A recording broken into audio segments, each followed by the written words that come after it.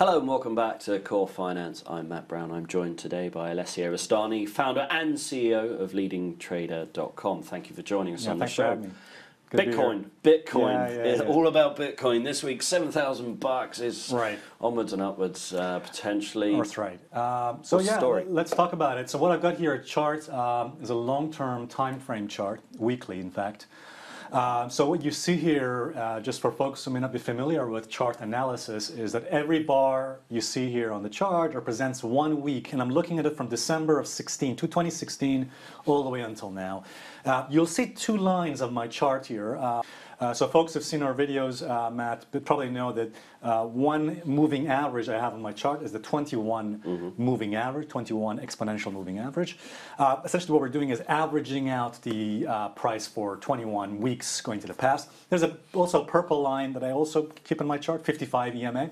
Anyway, bottom line is, look, so we've gone above that 5,000 level, and I think now we're above that psychological support, 5,000, that's going to be a key level that buyers are going to protect, which means, and the way I see it, I think from an Elliott wave perspective, essentially we seem to be in a wave 3.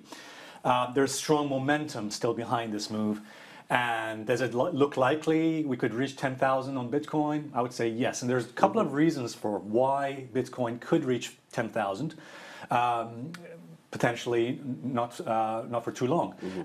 The reason is, number one, that the financial industry is planning to introduce now, futures. That's right, futures. They're looking to introduce ETFs, Bitcoin ETFs. What that means, or form, is a lot of speculative money is now going to come in. So folks who never considered Bitcoin, never heard of Bitcoin, your ma and pa investor, are not talking about it. Now suddenly you hear your friends Facebooking or texting each other saying, hey, how do I buy Bitcoin? And that's what's happening right now. The speculative money, average, ordinary folks saying, hey, I want to get in on this game. What that's going to do is going to push Bitcoin prices higher. I think potentially going to push it up to 8,000 and eventually, I think, 10,000. What that also means is this, that for folks who maybe missed out on some of this move here, pay attention, because if we go back to that chart, there is support, as I mentioned before, at the 5,000 psychological support. And there's also support at the weekly moving average. It's the weekly 21 moving average, which that brown line is. And I think by the time price pulls back, if it pulls back, in fact, to those levels, we're looking at 4,900 to 5,000. Bottom line, Matt, is, and bottom line for everyone who's watching this, is that any moves, if you see any corrections, any sort of retracements, because, markets fluctuate. Yes. Nothing ever goes straight in one line. So we know that markets fluctuate, they go up and they go down a bit.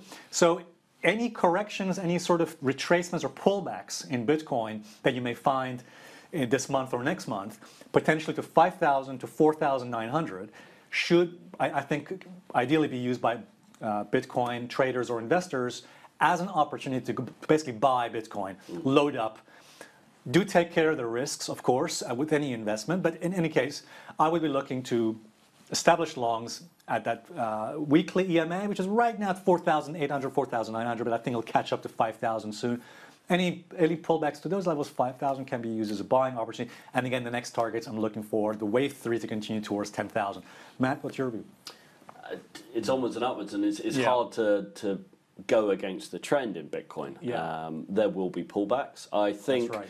I mean, it's interesting. You mentioned the futures contract, and it's still up. It needs to get past the regulator for the CME future. Now that's interesting, and it will bring in speculators. It means potentially pension funds. It means investment banks can trade in a exchangeable future that's there on the exchange.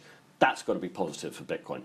But here's a question, certainly a question for viewers as well. What that also allows is shorting in the market. So all these institutions that haven't been able to short Bitcoin because there hasn't been a future contract to do that, can now step in. That's right. And that could be interesting. I mean, that does open up the market. So certainly opens up more liquidity as well. Exactly. That's what I got, and I'd love to hear your guys' opinions on this, and thanks a lot. Thanks, Matt.